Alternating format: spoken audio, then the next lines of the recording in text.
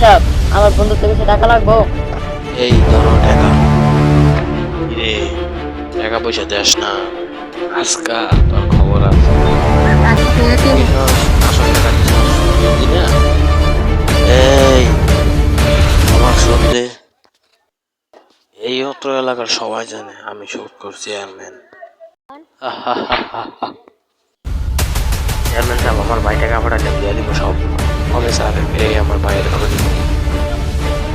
টাকা দে, তোর রক্ত বিক্রি করে টাকা নেবো আমি।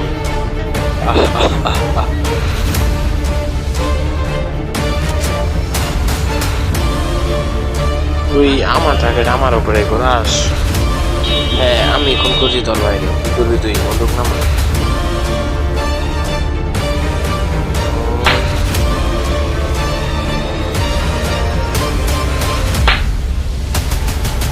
তাহলে বন্ধু, আমার কাছে তো টাকা পয়সা নাই, তোর একটা তাড়াতাড়ি ওরে খালো ফালাইছে।